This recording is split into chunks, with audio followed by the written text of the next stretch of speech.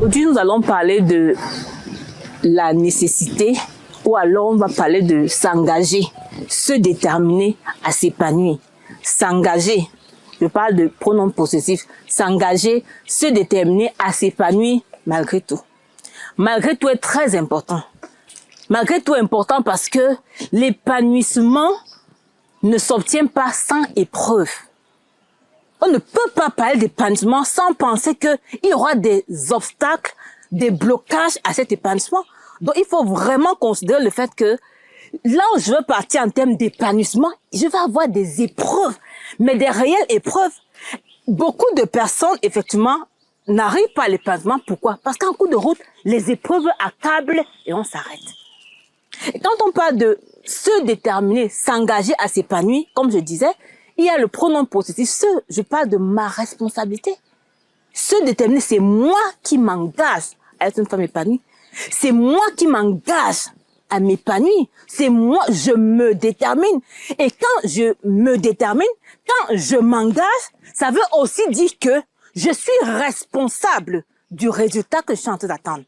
Et si je me positionne comme responsable de mon épanouissement, ça veut aussi dire que je refuse de laisser que quelqu'un ou quelque chose devienne le blocage à mon épanouissement. Ou alors ça veut aussi dire que je refuse d'accuser quelqu'un ou quelque chose. Je suis responsable. Pourquoi je suis responsable de mon épanouissement? Parce que mon épanouissement fait partie de ma vie et ma vie m'appartient. Donc, ma vie n'est pas la vie de quelqu'un d'autre.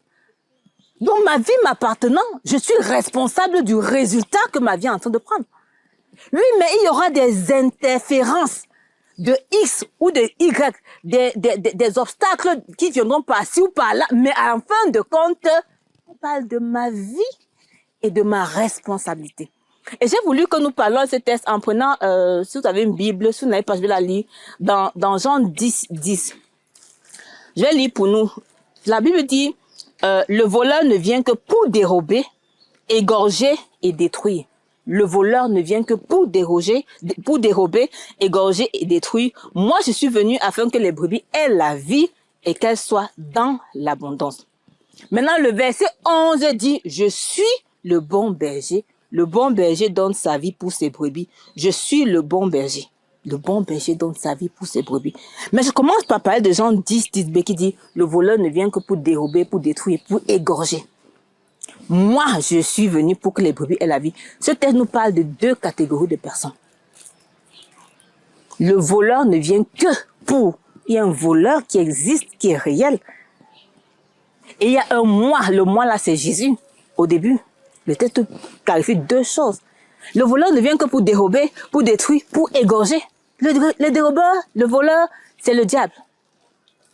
Son but, et le texte dit, ne vient que... C'est-à-dire qu'il n'a pas autre chose comme ambition, si ce n'est détruire ta vie, gâter ta vie, déstabiliser ta vie. En fait, son but, c'est que chaque jour que tu te lèves, tu trouves des épreuves sur ta vie qui vont t'accabler et te trouver aussi en psychiatrie ou je ne sais pas moi quoi, ou te suicider. C'est sa mission que tu meurs. Même si tu ne meurs pas physiquement, que tu meurs étant vivante. Et beaucoup de femmes aujourd'hui sont mortes, même quoi que vivantes. Beaucoup de femmes mariées ou pas, mais beaucoup plus de mariées. Je dis, elles sont mortes. Même si elles respirent, elles sont mortes. Mais quand la Bible parle du voleur qui ne vient que, mais le diable, tu ne le vois pas. Tu ne vas pas le voir pour dire que le voici qui vient. Et quand vous allez étudier la Bible pour savoir qu'est-ce que le voleur, vous allez voir que la Bible parle de deux choses principales comme voleur. Les faux prophètes, les faux enseignements. Les faux prophètes, les faux enseignements. Et ça m'a rappelé quand j'ai étudié ce texte. J'ai pris des jours pour préparer ce message parce qu'il fallait comprendre. Et ça m'a ramené à ce qui s'est passé à la Genèse avec Ève. La Bible nous dit que Dieu a donné des instructions claires. Ne mangez pas de ça. Ne mangez pas de ça. Mangez de ça. Vous avez compris, non? Oui, papa, on a compris. Il est parti. Le diable passe, il vient voir la femme. Il dit à la femme, est-ce que Dieu a réellement dit, ne mangez pas? Il ne dit pas, Dieu a dit qu'il ne faut pas manger, non. Parce que c'est trop fort comme déclension. Il dit, est-ce que Dieu a réellement dit, à ce moment, quelle est son ambition? C'est de déconnecter Ève de la vérité biblique. Dieu a dit, ne mangez pas. Et il veut qu'elle commence à douter de ce que Dieu a dit. Parce que dès qu'on te dit, est-ce que tu es sûr que ton habit ici est blanc? La première chose, c'est quoi? Elle va regarder l'habit. Mais tu sais le matin que tu as porté un habit blanc. Tu sais que ton haut était blanc. Et dans l'instant, je te dis, mais ton habit ici, est-ce qu'il est réellement blanc? Ton premier réflexe, c'est de faire ça. C'est ça le doute. Ça te déconnecte de ce qui est vrai, qui doit être inscrit dans la pensée. Ce qui est dans la pensée, c'est que tu sais le matin que tu allais t'habiller en blanc. Et c'est le blanc que tu as choisi. C'est le blanc que tu as repassé. C'est le blanc que tu as porté. Et quand tu arrives en route, quelqu'un te dit, est-ce que l'habit là est réellement blanc? Tu as seulement dit oui. Mais tu ne dis pas oui. Et c'est le même processus avec le volant aujourd'hui. Nous sommes dans un contexte où on a beaucoup d'enseignements ou beaucoup d'enseignants qui nous font croire que dès que tu as difficulté de couple, c'est que c'est le diable. Dès qu'une femme a des problèmes de couple, c'est le diable. Mais c'est faux. Parce que la Bible dit, je vais vous chercher le texte là. 1 Corinthiens 7, 28. 1 Corinthiens 7, 28. Si tu t'es marié, tu n'as point péché. Si la veuve s'est mariée, elle n'a point péché. Mais ces personnes auront des tribulations. Et quand vous lisez ce que veut dire tribulation, tribulation veut dire des épreuves difficiles. Des choses peut-être insurmontables. C'est-à-dire qu'en fait, quand Dieu a conçu le mariage, il a averti toutes les personnes qui voulaient se marier que là où tu es en train de partir, ça va pas être facile du tout. Il n'a pas employé le mot, tu vas avoir quelques difficultés. Il dit tribulation. C'est des choses qui vont, tu auras l'impression que tu es oppressé, étouffé. Dieu dit qu'il y a ça dans le mariage. Donc les épreuves dans le mariage ne sont pas le signe que tu n'es pas au bon mariage. Erreur. Mais c'est le problème qu'on a aujourd'hui. Des faux enseignements sur le mariage ou des faux enseignants sur le mariage. Une épreuve qui te tourmente dans le mariage, c'est que tu n'es pas à ta place dans ce mariage. Mais bibliquement, l'épreuve dans le mariage fait partie de la vie normale du mariage. En fait, c'est attaché. Si vous connaissez quelqu'un qui n'a pas d'épreuve choquante dans le mariage, j'ai besoin de saluer cette personne. Pour qu'elle m'explique un peu dans quel mariage elle est. Ben, c'est pas le mariage que la Bible nous décrit ici. Elle est dans autre chose. Mais c'est pas dans ce mariage-ci. On se comprend. Et nous sommes dans ça. Aujourd'hui, ce qui est plus facile, c'est que les femmes sortent du mariage. Ce qui est plus, et je vois ça dans le travail que je fais. 1, 2, je veux partir. 1, 2, je veux partir. Tu veux partir, pourquoi tu ne peux pas mettre un contenu à l'intérieur? Véritable. Pourquoi? Parce que tu entends que non, ta vie est ceci, tu ne dois pas souffrir. Mais le message de la souffrance n'est pas un message biblique. Parce que quand la Bible dit que le voleur vient pour détruire, il va détruire quoi? Ton espérance en Dieu et en ses promesses.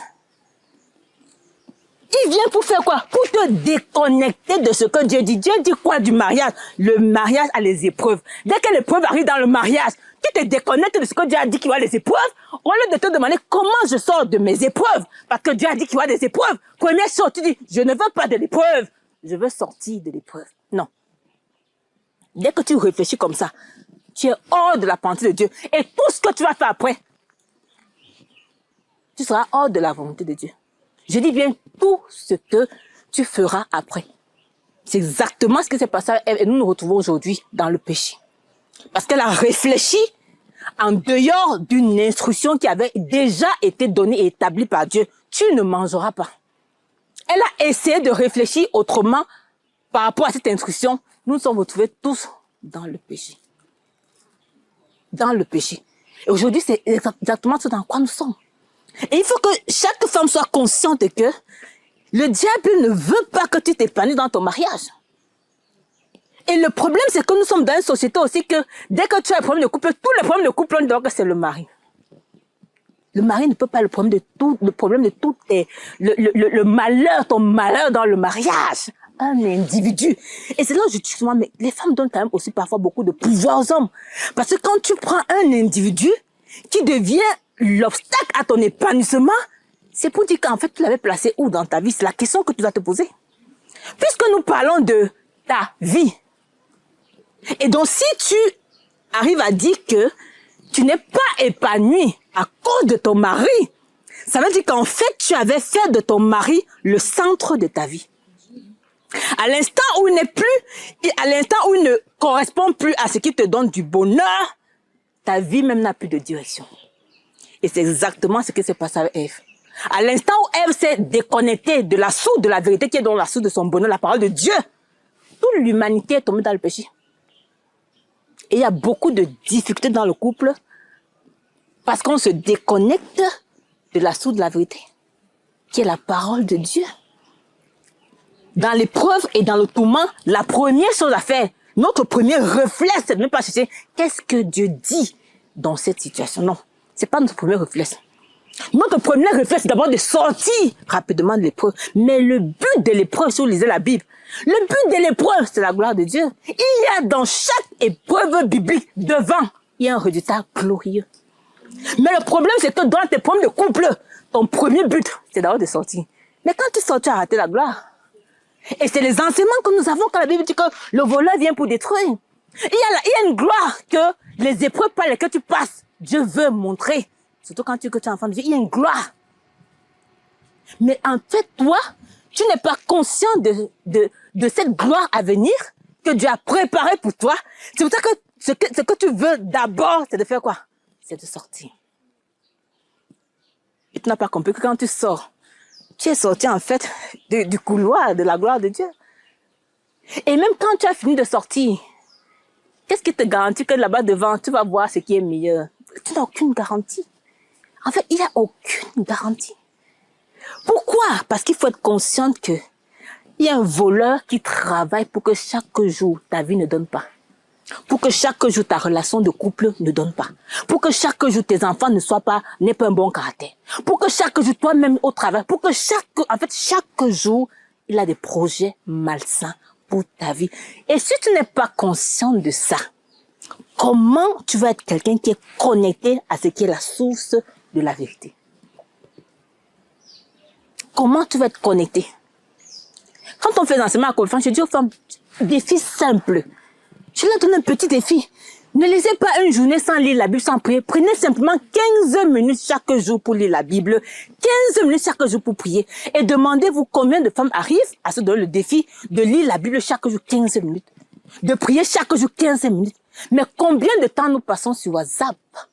Des heures à scroller, à répondre. Combien de temps nous passons sur Facebook? Maintenant, quand l'épreuve arrive dans le mariage, ça te trouve comment? Sur Facebook. Mais sur Facebook, il n'y a aucune puissance. Facebook n'a aucune puissance. WhatsApp n'a aucune puissance. Novelas n'a aucune puissance. Pour que tu commences dans l'épreuve, pour que tu puisses commencer dans l'épreuve à réfléchir sur un passage biblique sur lequel tu vas te connecter, il n'y a rien. Tu n'as rien. Aucune chose sur laquelle tu vas te connecter parce que tu es vide. Entre-temps, tu es dans une institution où Dieu le Père a dit que tu vas avoir les tribulations. Quand lui-même utilise le mot tribulation, imagine ce que ça peut être. Quelqu'un t'a averti que là où tu parles, là, il y a un lion. Et toi, tu te donnes comme âme, tu prends une fleur. C'est un peu ça. Beaucoup de femmes sont dans le mariage avec des fleurs. C'est-à-dire que Dieu te dit que dans le mariage là, il y a un lion dévoreur qui se lève chaque matin avec les dents pour t'arracher. Et toi, tu es dans ce mariage là, tu as seulement les fleurs et tu as les belles perruques sur la tête. Tu n'as pas d'âme dans ce mariage, tu as l'amour. Tu n'as pas d'âme, voilà. Tu n'as pas d'âme. Et si tu n'as pas d'âme, qu'est-ce qui va se passer? Tu vas expérimenter la sécheresse. Le voleur ne vient que pour détruire, pour dérober, pour égorger, ainsi de suite, ainsi de suite. Et je demande souvent aux femmes, mais quelle promesse tu as avec Dieu? Quelle relation tu as avec Dieu par rapport à ton mariage? Parce que quand le voleur arrive pour détruire, il a juste quoi? Sur tes pensées. C'est un manipulateur qui a pour objectif de te déconnecter de la volonté de Dieu, de la vérité biblique. Et toi, tu as quelle promesse par rapport à ton mariage? Tu as quelle promesse sur lesquelles tu peux t'asseoir pour dire à Dieu que l'épreuve, si là, ça va passer. Mais pour avoir les promesses, il faut être à côté de Dieu.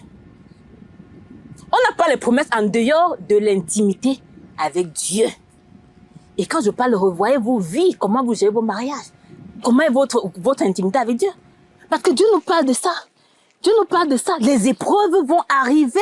Et la seule chose qu'on a besoin dans l'épreuve, ce n'est pas de chercher à sortir l'épreuve, c'est de la foi pour supporter l'épreuve. Mais Dieu qui est fidèle ne permettra pas que vous soyez tentés au-delà de vos forces. Mais dans la tentation, elle dit que dans la tentation, il n'a pas dit il va ôter la tentation, non. Il dit dans la tentation, ça veut dire qu'en fait, il a prévu que l'épreuve dans ton mariage fasse un parcours. L'épreuve doit avoir son parcours. Tu es pressé. Et c'est pour ça que les gens aiment beaucoup les faux prophètes. L'homme là n'est pas ton mari. Tu portes tes bagages, tu pars. Mais ce qui est plus facile, c'est de faire quoi? C'est de te libérer de lui. Ce qui est plus facile, c'est que tu te libères de lui. Ce qui est plus facile, c'est que tu fais comme si tu n'es plus marié. C'est ça qui est plus facile. Mais Dieu dit, dans la tentation, donc dans l'épreuve, il a aussi mis à l'intérieur de l'épreuve là, donc entre les épreuves là comme ça, il a mis les voies pour te soutenir, pour te conduire, pour faire ça. Parce qu'au bout, tu vas faire quoi? Tu vas sortir. Mais on ne sort pas. On ne sort pas sans être dans l'épreuve et sans être assis dans l'épreuve. On n'est pas dans l'épreuve un pied dedans, un pied dehors. Toujours en train de regarder son nom. Parce que Dieu a dit que dans l'épreuve, il va donner le moyen de sortir. Vous savez pourquoi on n'attend pas dans l'épreuve? La foi. Oh, sans la foi. Ferme assurant des choses qu'on espère. Qu'est-ce que tu vois dans ton mariage? Il y a des femmes qui ne voient plus rien dans leur mariage. Elles ne voient plus rien. Mais si tu ne vois rien, rien ne se manifestera. Si tu ne vois plus rien, et Dieu dit, sans la foi, il est impossible d'être. Elle dit que sans la foi en Dieu, il est impossible que Dieu agisse dans ton mariage. Elle dit que Dieu même dit, je veux agir dans ton mariage. Mais ce qui me bloque, c'est que toi-même, tu ne crois pas en ton mariage. C'est ça la foi. La foi veut dire, je crois que quelque chose peut être différent. Et c'est parce que tu crois que Dieu vient s'appuyer sur ta foi pour agir. Mais si je ne peux pas agir si je ne vois rien en toi. Je ne peux pas agir. Parce que dès qu'il y a un petit problème, tu appelles une tante, tu appelles une amie, tu appelles une coach, tu appelles tout le monde. Mais tu n'es pas assis devant Dieu. Tu n'es pas assise devant Dieu. Et quand tu fais comme ça, le Déborah dit, oui, maman. Il applaudit, c'est ça que je veux. Mais si tu as oublié même d'appeler ta copine en bain, tu te cherches déjà un autre gars là-bas.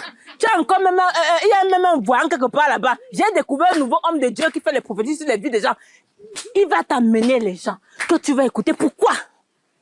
Pour te déconnecter. Il n'a pas deux missions, le diable. Te déconnecter de la trajectoire que Dieu a créée devant ta vie. Et tu as besoin d'être pleinement conscient de ça. Et je vais vous dire, nous sommes dans un contexte où les mariages sont durs, non? Mais ça va encore être plus dur. Ce n'est que le début. Ça va encore être plus dur. Donc ce que nous sommes en train de vivre ici, c'est seulement un peu. Mais ce qui va se passer dans la suite des mariages, ça va encore être comment? Plus dur. Vous savez pourquoi? Parce que Dieu a dit que Jésus va bientôt revenir. Et que les choses vont encore être compliquées, difficiles. Et la seule chose qui va t'aider, c'est que tu ne laisses pas le voleur détruire ton système de pensée. Qu'est-ce que tu es en train de croire sur ton mariage? Je disais tantôt que je connais beaucoup de femmes dans la dépression, mais je vais vous expliquer. Je ne suis pas psychologue, encore moins psychiatre ou quoi, mais la dépression a pour cause principale les inquiétudes. Je dis que la dépression a pour cause principale les inquiétudes. Moi, j'ai fait une dépression. L'histoire là arrive, hein. Ne soyez pas pressés. J'ai fait une dépression. Moi, je connais ce que c'est que la dépression. Je n'en ai pas souvent parlé aux gens. Mais j'en parlerai un jour en détail. Mais je connaissais aussi quelle était la cause. Et quand je parle d'inquiétude, c'est quand tes regards sont déconnectés sur Dieu. La dépression s'installe. Parce que quand Dieu dit, le voleur vient pour détruire quoi ta paix. Comment il va détruire ta paix? Il t'envoie les inquiétudes. Tu es marié, tu n'arrives pas à accoucher. Tu commences à regarder comme ça. Oh, depuis là, je n'ai pas accouché. Depuis ceci, depuis on te dit que ton âge, on te dit que... tu n'accouches pas. Même toi-même qui as accouché tes enfants, quand tu les regardes, ça ne donne pas. Ça ne donne pas du tout. Tu vois ta vie et tu vois les projets que tu avais formés pour ta vie et ta vie actuelle. Tu vois un fossé entre ta vie ta vraie vie que tu voyais et ta vraie vie de maintenant. Tu te dis que ça ne donne pas. Tu entres dans les lamentations, les inquiétudes. Les inquiétudes. C'est-à-dire que chaque fois que tu pars à l'hôpital pour un problème, tu as plus confiance à ton médecin qu'en Dieu. C'est-à-dire que chaque fois que tu vas mettre le pied dans l'hôpital et que le médecin t'aura fait un diagnostic, tu as plus confiance en son diagnostic qu'en Dieu. La Bible dit que, oh, sans la foi, il est impossible de lui être agréable. Les inquiétudes. Et c'est ça que le diable travaille. Et c'est pour ça que Dieu te dit, tu auras les persécutions. Mais il n'a pas dit que tes persécutions vont venir de ci ou de ça. Ça viendra de partout. Il te dit aussi, Philippiens 4:6, ne vous inquiétez pas. Il dit, je suis consciente que vous avez besoin de ces choses. Mais il dit, ne vous inquiétez pas. Mais faites quoi? Faites connaître. Non, ne faites pas connaître. Vous savez, ça dit faites connaître. Imaginez un enfant qui a besoin, un petit enfant qui a besoin d'un biscuit. Maman, le biscuit. Maman, il s'arrête à quel moment? Quand tu as acheté le biscuit. Tant que tu n'as pas acheté le biscuit, ou tant que tu ne lui as pas donné une promesse ferme, que je t'achète le biscuit demain, en le flattant, il ne t'arrête pas. Mais nous, on a les promesses de Dieu. Mais après on dit à Dieu, on est fatigué. Parce que tu traînes. Mais la Bible dit aussi, mais Dieu ne tarde pas dans l'accomplissement de ses promesses. Mais est-ce que tu connais même ces versets-là? Tu ne les connais pas. C'est pour ça que quand le diable met les inquiétudes, toi-même tu peux à gauche, boum, tu tombes ici, dis yes, maman, c'est ça qu'il voulait. Il met ici, tu tombes. Tu passes ta vie à tomber, à tomber, à tomber, à tomber. Mais tu n'es pas accroché sur quelque chose. C'est le dévoreur, les inquiétudes. C'est le dévoreur. Le dévoreur dévore l'espérance que tu devais avoir, les promesses de Dieu. Les promesses de Dieu. Et c'est très lié au fait que on n'arrive pas à croire aux promesses de Dieu parce qu'au fond, il y a une dimension de Dieu qu'on ne connaît pas. Qu'est-ce qui peut expliquer, je prends un cas d'une femme qui n'accouche pas, qu'est-ce qui peut expliquer qu'une femme qui n'accouche pas peut aller faire un examen de 100 000 francs? Elle n'a jamais fait ça. Elle croit en cet examen. Elle croit au traitement qu'elle va avoir de cet examen-là. Elle dit que quand elle n'a pas le résultat, ça l'inquiète. Pourquoi? Parce qu'elle était sûre que ça va donner. Qu'est-ce qui peut expliquer que tu crois plus en ça qu'en Dieu? Qui te dit, je peux faire. Parce qu'on est connecté au physique. L'examen, là, tu le vois. L'appareil qui fait l'examen, là, tu le vois. Le 100 000, là, tu as dans ta peau, donc tu payes. Mais Dieu, tu ne le vois pas. Il est où? Tu as seulement entendu quelque part qu'il est. C'est lié à la connaissance de Dieu. Et le diable agit parce que quand bien même quelqu'un dit que je connais Dieu, il y a je connais Dieu, mais il faut aussi connaître Dieu dans des situations précises de ta vie. J'ai un pasteur qui disait souvent que si tu es le genre de personne que Dieu a guéri, toute ta vie Dieu guérit, il va te donner un peu le foirage pour que tu comprennes que Dieu pourvoit aussi. Parce que tu ne peux pas limiter Dieu à un seul aspect. Dieu t'a donné le travail, l'argent, Dieu pourvoit. Le jour où il te donne un autre problème, tu as oublié que Dieu pourvoit. Mais c'est là-bas que tu dois connaître que qui est Dieu. Dieu a plusieurs facettes. Et les épreuves de notre vie ont pour but de te révéler un aspect de sa vie que tu ne connais pas véritablement. Tu n'as pas compris ça. Chaque épreuve dans ta vie, c'est un moyen pour Dieu de te révéler un aspect de son caractère et de sa nature que tu ne connais pas. Mais toi, tu fuis ça. Dieu veut se révéler pour que tu t'attaches plus à lui. Et c'est là où vient le témoignage. Le témoignage vient après. Le témoignage vient parce que tu as connu Dieu et ce que Job a dit. Tu avais entendu parler de toi. Et maintenant, qu'est-ce qui s'est passé?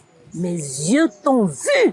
Pourquoi? Parce qu'il a poursuivi le chemin de quoi? De l'épreuve. Ne pas commencer à dire comme les faux prophètes que sont l'épreuve. Combien de femmes n'ont pas encore entendu dans l'épreuve que l'homme là n'est pas ton mari? On dit ça aux gens. Il n'est pas ton vrai mari. C'est pas lui que tu veux épouser. Ce n'est pas lui que c'est... Mais je vais te dire une bonne nouvelle. L'homme que tu as épousé aujourd'hui là, tu t'es pas trompé. C'est ton mari. Depuis la fondation du monde, Dieu avait écrit que tu allais l'épouser. Si tu veux, tu dis que c'est ton mari. Tu sais pourquoi? Parce que Dieu ne fait pas d'erreur. Dieu ne se trompe pas. Et même dans nos faiblesses et dans nos balbutiements, Dieu contrôle toutes les situations. Même nos erreurs, Dieu accomplit sa gloire et sa volonté à l'intérieur. Ce n'est pas parce que tout ne marche pas que ce n'est pas de Dieu. On ne peut pas penser que l'ensemble des épreuves qu'on a veut dire que ça ne vient pas de Dieu. Le diable, le dévoreur, ta paix, ta quiétude. C'est son but au quotidien. Que tu sois en train de pleurer, de te lamenter sur ta situation. On se comprend? Il faut être conscient de la bataille, elle est spirituelle. Elle est réelle. Et la Bible dit que votre ennemi, votre adversaire, c'est pas ton mari. Mais la Bible dit, votre adversaire, qui? Tu as vu quelque part, on a dit ton adversaire, ton mari. Il ne sera jamais ton adversaire. Votre adversaire, et on a mis un nom. Il s'appelle qui? Le diable. Votre adversaire, le diable. Il fait quoi? Vous faites quoi?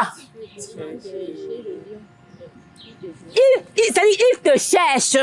Il cherche ton couple. Il veut vous dévorer, vous détruire et vous égorger. Alors que quand Dieu dit que ton adversaire, c'est le diable, tu as quelqu'un quelque part qui s'appelle le prophète Manogo qui te dit que ton adversaire, c'est qui? C'est ton mari. Tu as quelqu'un qui te dit qu'il a vu ton mari en songe avec un couteau. Et Dieu te dit que ton adversaire, c'est qui? Maintenant, toi, tu crois en qui? Tu as besoin de savoir qui tu vas croire. Tu vas croire à un visionnaire? Ou ce qui n'est pas dans la parole de Dieu? Ou tu vas croire à ce que Dieu dit qui est la vérité? Tu crois à ce que tu vis? Est-ce que ce que tu vis, c'est la vérité? Ce que tu vis n'est pas la vérité. Une épreuve fait partie de ta vie normale en tant que femme. Ça a été prévu par Dieu. Et une chose que je voudrais que tu retournes aujourd'hui, c'est que ton mari n'est pas ton ennemi. Parce que Dieu a déjà donné le nom de ton ennemi. On ne peut pas réfléchir. On ne peut pas être comme Ève aujourd'hui. Jésus est déjà mort, n'est pas pour nous sauver du péché d'Ève. Donc on ne peut pas retomber encore dans Ève et dire que le mari c'est qui? C'est l'ennemi. Dieu a déjà dit que l'ennemi c'est qui? C'est le diable. Tu ne peux pas avoir deux ennemis. Il y a un seul ennemi, qui est le diable. Ça peut pas être le mari. Et tu as besoin de choisir qui tu vas croire. Tu vas croire en Dieu, ou tu vas croire en tes prophètes, ou en tes prophéties. Tu es obligé de croire. Même si toi-même la nuit en rêve, tu as vu ton mari avec le couteau. C'est pas ton mari. C'est ce que Dieu dit. Et vous savez, c'est là qu'il faut comprendre. Le diable utilise la ruse et la manipulation. Si tu es une personne attachée au rêve, il va venir te dire des choses par les rêves. Parce qu'il sait que tu crois plus au rêve qu'à la parole de Dieu. Il va te montrer des choses par les rêves qui ne sont pas de Dieu. Parce qu'il connaît la séduction. Si tu es une femme séduite par les rêves et les visions, le diable va t'amener dans les rêves et les visions. Parce qu'il quoi? Il sait qu'avec ça, il fait quoi? Il t'attire. Si tu es séduite par la parole de Dieu, tu vas attendre que Dieu te parle par quoi? Par sa parole. Tu vas attendre. Qu'est-ce qui te séduit? C'est la mission du diable. Détruire ton mariage. Détruire ton mariage par les inquiétudes, les lamentations. Et te déconnecter de Dieu et de ses promesses. Et t'amener à voir ton mari comme le vrai démon. Mais je lui dis, moi, je suis venu pour que les brebis aient la vie. Et qu'elles soient dans l'abondance. Ce qui est bien à comprendre, c'est que le bonheur que Jésus donne à une personne, c'est pas parce que tu es marié. On ne peut pas rattacher la vie en abondance, ce n'est pas le mariage. Le bon mariage. La vie en abondance, ce n'est pas le travail. La vie en abondance, ce n'est pas avoir les enfants. La vie en abondance, ce n'est pas avoir les promotions. Ce n'est pas ça la vie en abondance. C'est pour ça que Jésus est venu. La vie en abondance, c'est une seule chose. La vie éternelle. Parce qu'au fond, le mariage est fini. Vous savez ça? Romains 3, 23. Tous ont péché et sont privés de la gloire de Dieu. Tous ont péché. Adam et Ève ont péché. Nous tous, nous descendons d'eux. Nous naissons pécheurs et séparés de Dieu. C'est pour ça que le diable peut manipuler les gens. Parce qu'on ne connaît pas Dieu. Nous naissons loin de la présence de Dieu. Et la Bible dit encore dans Romains 6, 23 que le salaire du péché, c'est quoi? C'est la mort. Mais entendez la mort quoi? La mort éternelle. Tout comme la Bible dit qu'il y a le diable, il est destiné pourquoi? Pour l'enfer. Et Jésus vient pour destiner ceux qui vont croire à quoi? Au paradis. Il dit, je suis venu pour causer la vie en abondance. En fait, ce qui comble le cœur d'une personne, c'est pas le mariage, c'est pas les enfants, ni les promotions, c'est la présence de Dieu dans ton cœur. Par la personne de Jésus. La présence de Dieu dans ta vie par la personne de Jésus-Christ. Il dit que je suis venu pour que ceux qui sont péchés soient comment? Les perdus soient comment? Pour retrouver les perdus. Pour nous ramener à Dieu. Dieu a tant aimé le monde qu'il a donné son Fils unique afin que quiconque croit en lui ne périsse point, mais ait quoi? La vie éternelle.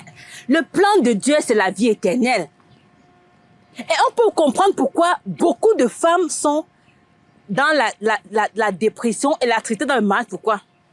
Mais quand tu n'as pas compris le plan de Dieu, tu vas penser que comme ton mariage a des difficultés, c'est que ta vie n'est plus rien. C'est un peu comme si c'est ton mariage qui donne le sens à ta vie. Et comme le sens de ton mariage n'est pas bien, ta vie même n'est rien. C'est une erreur. Jésus, le Fils de Dieu, est venu dans le monde pour te sauver de l'enfer. Où on était tous destinés par le péché d'Adam et Ève. Et le diable travaille à manipuler les uns et les autres, à nous déconnecter de cette vérité biblique, parce qu'il ne veut pas se retrouver seul où? En enfer. Il veut ramasser un grand nombre de personnes. Et quand vous lisez le contexte de Jean 10, où la Bible parle des voleurs, et quand vous regardez même dans l'Ancien, parce que la Bible parlait aussi de ça dans l'Ancien Testament, et la Bible dit que dans notre Testament, la Bible parle des femmes, et j'ai compris pourquoi nous, les femmes, sommes beaucoup séduites par des choses mielleuses. La Bible dit qu'il y avait les faux prophètes qui avaient pour ambition de séduire les femmes sont sensibles. C'est aussi pour ça qu'une femme qui est connectée à la vérité va être une puissance entre les mains de Dieu. Regardez dans la Bible, les femmes de la Bible. Elles n'étaient pas des intellectuels, elles n'étaient pas des masters. Oh Dieu, il y a quand même des masters, non même pas quoi. Je n'ai même pas un doctorat ici. Elles n'étaient pas des femmes qui avaient des masters 1, master 2, master 3. Non. Elles étaient des femmes qui ont entendu, qui ont cru et qui se sont laissées conduire simplement. Et ça suffit pour que Dieu fasse ce qu'il devait faire. Peut-être même que ce sont nos diplômes là qui nous endurcissent. Peut-être c'est parce qu'on fréquente beaucoup que quand Dieu parle, on est obligé de prendre le dictionnaire pour analyser le mot parce que on a une intelligence qui nous permet de voir si ce qu'il dit est vrai ou pas. Mais elle n'avait pas ça, elle croyait simplement. Et c'est cette foi qu'on a besoin pour croire en Jésus. Croire que je suis né dans le péché, je suis séparé de Dieu et je peux rien pour m'en sortir. Et si je ne suis pas réconcilié avec Dieu par la personne de Jésus, que je vais aller en enfer. Jésus a dit dans Matthieu 20, 28, le Fils de Dieu est venu non pour être servi, mais pour servir et donner sa vie comme la rançon de plusieurs. Jésus est venu donner sa vie pour toi, pour que tu ne sois plus le ballon et l'objet de manipulation du diable. Pour t'amener à pouvoir te connecter à la parole de Dieu, la vérité, parce qu'il va te ramener à Dieu, il va te sauver de tes péchés. C'est ça que la Bible appelle la vie en abondance. C'est la vie éternelle. Une vie dans la présence de Dieu, dans laquelle Dieu ne t'abandonne pas, ne te délaisse pas, quelle que soit l'épreuve. Et tu as besoin de croire en ça. Mais seulement, Jésus dit ici, il est venu pour que les brebis aient la vie. Il parle de quoi? Les brebis. Les brebis, c'est qui? C'est ceux qui lui appartiennent. Ceux qui lui appartiennent. Mais pour appartenir à Jésus, il faut venir à Jésus. Il faut reconnaître que le péché d'Adam et Ève nous a corrompus Romains 3, 23, je l'ai dit. Tous sont péchés, sont privés de la gloire de Dieu. Il faut reconnaître qu'à cause de ce péché, on était destiné pourquoi? L'enfer. Romains 6, 23. Il faut reconnaître que quoi? On ne pouvait pas s'en sortir. La Bible dit dans Éphésiens 2, 8 à 9. C'est pas la foi que vous êtes sauvés. C'est pas la grâce que vous êtes sauvés, mais par le moyen de la foi. Et cela ne vient pas de vous, ça vient de Dieu. Ce n'est point par les œuvres afin que personne ne se glorifie. On n'est pas sauvé parce qu'on est marié à un bon homme. On n'est pas sauvé parce qu'on a des enfants. On n'est pas sauvé parce qu'on va à l'église et qu'on fait les prières, les neuvaines, les quarantaines. Non. On est sauvé parce qu'on a cru en celui que Jésus a donné comme la solution pour notre péché qui nous conduit en enfer. C'est pour ça qu'il peut dire, je suis le chemin. Je suis la vérité et je suis la vie. Nul ne vient au Père que par moi. Jésus est le pont qui nous ramène à Dieu. Il est le pont entre Dieu et nous parce qu'il y avait un ravin au milieu de nous qui nous empêchait d'aller à Dieu qui s'appelait quoi? Le péché. Il est le pont. Et chaque femme, chaque homme dans ce monde entier a besoin de prendre le pont pour commencer à vivre. Tant que tu n'as pas pris ce pont, tu n'as pas encore commencé à vivre. Parce que la suite des promesses dépend de ta position par rapport à Dieu. Romains 19. Si tu confesses de ta bouche le Seigneur Jésus, si tu crois dans ton cœur que Dieu l'a ressuscité des morts, tu seras quoi? Sauvé de l'enfer, de cet enfer. L'enfer. Parce qu'après ta mort, tu vas aller soit en enfer, soit au paradis. Donc tu as d'abord besoin, pour expérimenter la puissance de Dieu et ses promesses, tu as d'abord besoin de devenir quoi? La brebis de Jésus. Dans Apocalypse 3, la Bible dit, voici, je me tiens à la porte et je frappe. Si tu entends ma voix et ouvre la porte, j'entrerai, je serai. Donc, si Dieu t'a amené aujourd'hui, c'est qu'il y a quelque chose qu'il veut faire dans ta vie. Il veut te ramener à lui. C'est le point de départ pour commencer à résister au diable et à toutes ses manipulations. C'est le point de départ pour commencer dans la communion et l'intimité avec Dieu que tu as besoin dans les épreuves de ta vie. Peut-être que tu n'as jamais écouté ce message. C'est ce que la Bible appelle naître de nouveau. Devenir une personne qui est enfant de Dieu. Parce que tu as cru à la mort et à la résurrection de Jésus-Christ comme la solution et le seul moyen que Dieu a donné pour revenir à lui. Si tu veux prendre cet engagement aujourd'hui, je vais vous inviter à baisser les têtes, tout le monde. Et comme je disais, peut-être que tu as déjà fait cet engagement. Et que dans ta vie, tu n'as pas besoin de faire notre engagement parce que Jésus est fidèle. Si tu ouvres ton cœur, il entre. Peut-être que tu as écouté ce message, mais tu n'avais pas fait l'engagement, tu n'étais pas prête. Mais si aujourd'hui, ma soeur, tu es d'accord que tu es né dans le péché et que ça ne dépend pas de toi, ça dépend de ce décret divin de Dieu, tous son péché sont privés de la gloire de Dieu.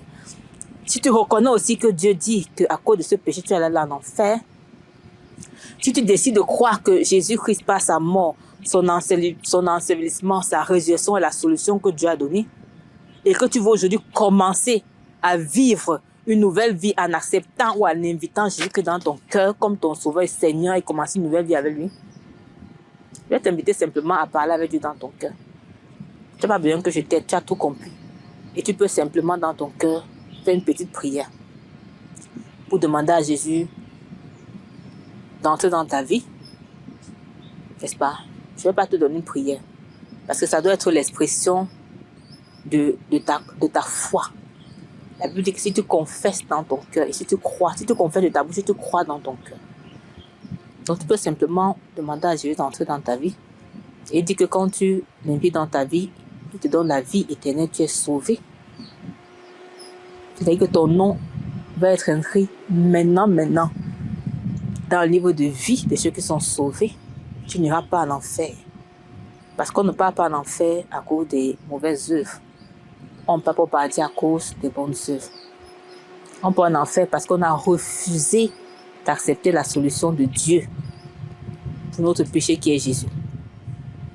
Et on part au paradis parce qu'on a accepté la solution de Dieu pour notre péché qui est Jésus-Christ. Si tu as terminé, tu peux simplement dire Amen. Soin de sa brebis.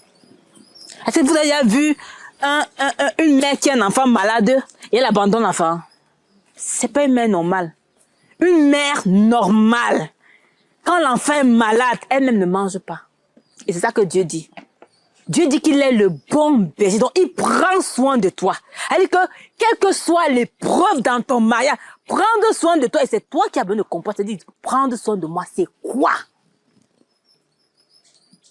Il y a toujours une solution dans le problème par lequel je passe. Et le problème ne sera jamais Dieu. Parce que Dieu, lui, il est comment? Il est fidèle. Le problème ne peut jamais être Dieu. Le problème, c'est toujours notre position par rapport à qui? Par rapport à Dieu. Il te sera fait selon ta foi. Est-ce que tu crois? Oui, je fais. Est-ce que tu crois? Oui, je fais. Si je ne fais pas, qu'est-ce qui s'est passé? C'est que si il ne fait pas, c'est que je n'ai pas cru. Le seul principe biblique, c'est le principe de la foi. Dieu agit là où il y a la foi. Là où il n'y a pas la foi, Dieu n'agit pas. Hébreux 11:1 dit que la foi, c'est une ferme assurance des choses qu'on espère. Et c'est pour ça qu'il dit tantôt, tu espères en quoi? Là où tu es venu aujourd'hui, peut-être que dans ta tête, c'est que vraiment ton mariage est déjà fini. Il n'y a plus rien à faire. Mais là, qui a parlé? Et la question que je voulais que tu répondes, c'est que quand tu as dit que ton mariage est fini, réponds à la question, mais qui a parlé de que ton mariage est fini? Parce que avant de dire que mon mariage est fini, il faut que tu te rassures que c'est Dieu qui a parlé que ton mariage est fini. Parce que si tu n'as pas fini ton mariage de toi-même, devant, tu ne seras plus avec Dieu. C'est ça qui est biblique. Parce que Jésus est le Seigneur. Il n'est pas le larbin de nos vies. Pour que nous prenions des décisions et nous attendons que quand on va prendre les décisions, il va encore nous suivre pour nous réorienter. C'est vrai que sa grâce est disponible. Sa grâce est disponible. Mais la Bible aussi a dit que la grâce ne doit pas nous empêcher. Ne doit pas nous amener à faire quoi? Péché veut dire quoi? À faire notre volonté en nous disant que la grâce de Dieu, comment? Il y a des choses dans sa vie qu'on ne prend pas la hâte. Vous savez pourquoi? Hein? Parce que le mariage, c'est une alliance divine. Le jour où tu t'es marié, Dieu a écrit ça au ciel. Et Dieu n'a pas prévu que le mariage se déchire. Dieu n'a pas prévu ça. Dieu peut en train de faire le procès aux femmes qui divorcent de toutes les manières. On est adulte, non? Tu peux empêcher une femme de divorcer. Tu peux pas empêcher quelqu'un de divorcer. Moi, j'ai des amis divorcés avec qui j'ai des amis très proches divorcés. Mais ça n'enlève pas ce que la Bible, ce qui est biblique. Ça ne change pas. Que le mariage dans le plan de Dieu, il a dit ça. Il n'a pas de fin. C'est pour ça que quand tu choisis de dire c'est fini, rassure-toi que ce n'est pas toi qui parles. Parce que tu ne connais pas les combats futurs qu'il y a dans ta vie. Tu ne connais pas les épreuves futures que tu as dans ta vie. Et qui tu devras invoquer. Imaginez que David n'avait pas fait confiance à Dieu. Quand il fallait combattre avec qui? L'ours et ça. Est-ce qu'il aurait pu faire confiance à Dieu devant Goliath? Non. La seule chose qui a aidé David et qui a fait en sorte que Dieu intervienne, c'est que la foi de David. Il a dit, le Dieu qui m'a. Il n'a pas dit ma force, mon décret. Il dit, le Dieu qui m'a enlevé d'ici, le Dieu qui m'a encore fait ceci est le même Dieu qui est encore capable d'opérer. Il ne parle pas de sa puissance. Il parle de la puissance et de la toute puissance de Dieu qui peut encore agir. On a les problèmes dans les mariages aujourd'hui. Parce que quand beaucoup de femmes se tournent, elles ne peuvent pas dire le Dieu qui m'a fait ça. Tu n'as pas bâti l'intimité avec Dieu. Mais David peut dire ça parce que il y a eu quelque chose qui s'est passé avec Dieu. Ça a marqué dans son cœur. Il peut dire le Dieu qui a fait ça peut encore. Devant notre preuve, tu as quoi derrière? Tu as quelle histoire et quelle intimité avec Dieu? Que dans le tourment de ton mari, tu peux dire le Dieu qui m'a sorti d'ici. Le Dieu qui m'a sorti de là. Le même Dieu. Est-ce que tu peux dire ça comme David? Il y a quoi ici derrière? Ici derrière, c'est pas les perruques, hein? C'est pas le make-up professionnel. Ici, c'est pas les voitures. Ici, c'est l'intimité avec Dieu que tu as bâti. Où Dieu t'a affermi. Il t'a fait grandir dans la foi, dans ses promesses. Il t'a attaché, tu l'as vu. Et quand une épreuve arrive, tu te déconnectes de l'épreuve. Premier regard, pour te connecter à qui? à Dieu et dis, je sors de cette épreuve et je te laisse l'épreuve affronter qui?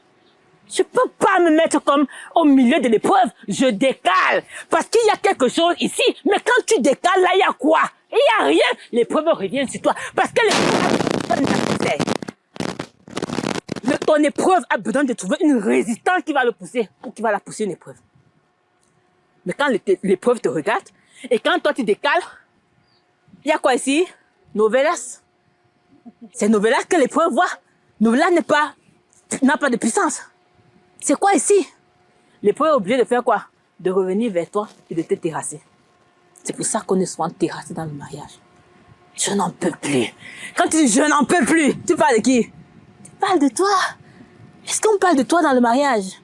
Le mariage n'est pas une institution humaine où tu penses qu'on combat le mariage avec sa force physique. Erreur! Le mariage étant une institution divine, tu dois comprendre qu'il y a aussi un ennemi qui est comment? Spirituel, hautement spirituel. Donc les combats ne peuvent pas le combat comment? Physique. Donc tes bouderies, madame, n'ont aucune puissance. Est-ce que tu peux répéter ça après moi? Répète après moi que mes bouderies n'ont aucune puissance. Mes bouderies n'ont aucune puissance. Très bien. Mais dormir en pantalon dit n'ont aucune puissance. Allez. Répète après moi. Aucune puissance. Mes bouches attachées n'ont aucune puissance. Mes bouches attachées n'ont aucune puissance. Ma puissance vient de l'intimité avec Dieu. Ma puissance Non, vient dis de ça. l'intimité avec Dieu. Mais il faut que tu aies cette puissance-là. Il faut que tu aies cette puissance-là. Parce que l'épreuve, elle n'est pas finie, hein? L'épreuve n'est pas finie. Je ne sais pas dans quoi tu vis actuellement, mais on ne peut pas te dire que c'est fini. Ce n'est pas pour dire que c'est fini. Peut-être qu'il y a encore plus grande qui arrive.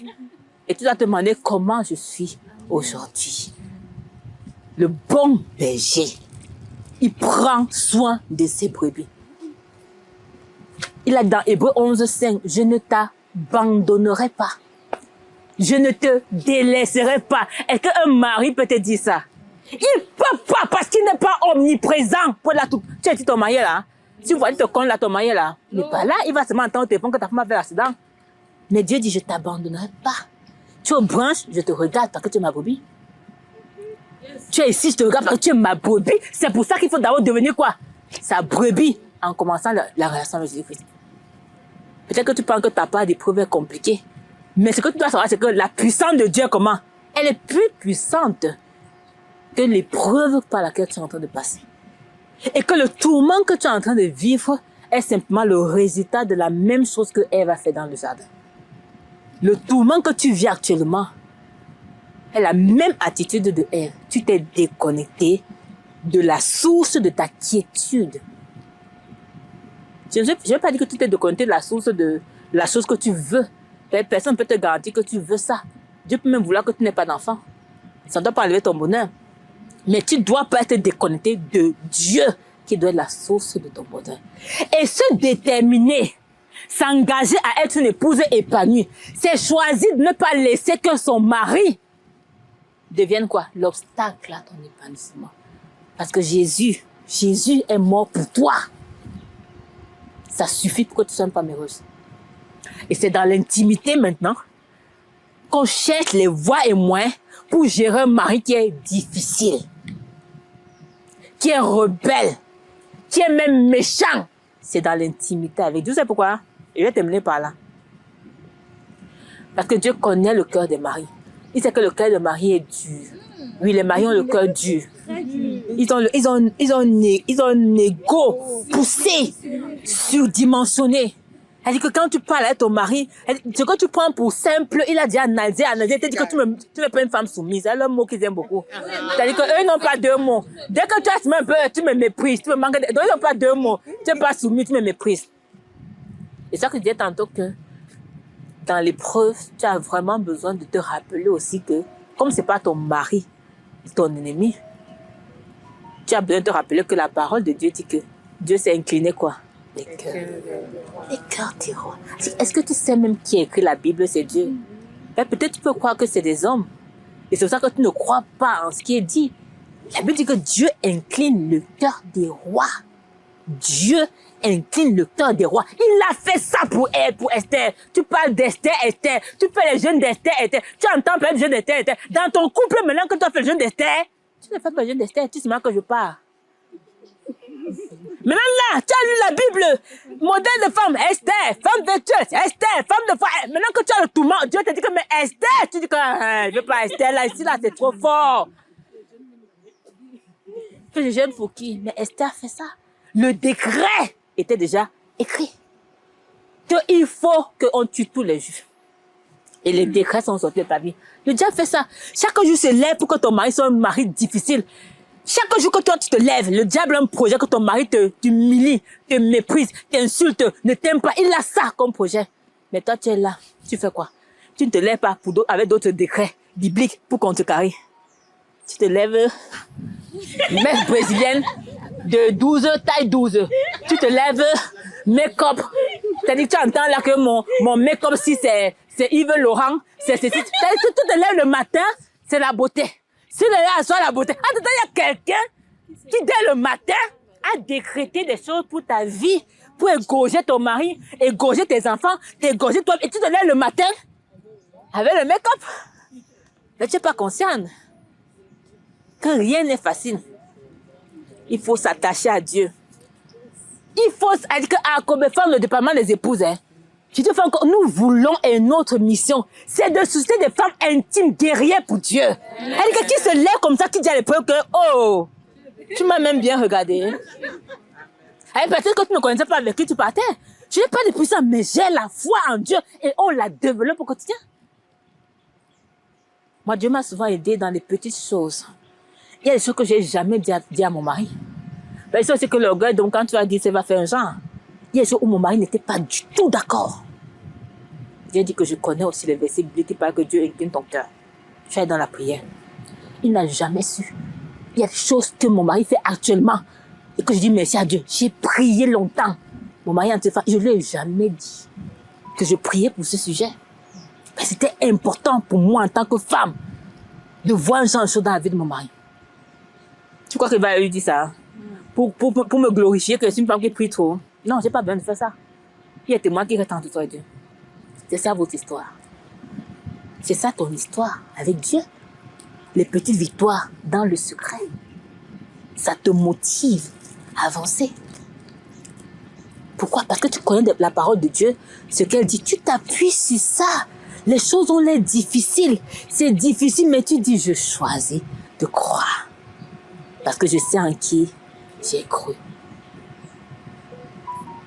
Le Dieu capable, le Dieu tout-puissant, c'est dans ton épreuve que tu dois citer tout ce que tu connais de Dieu là.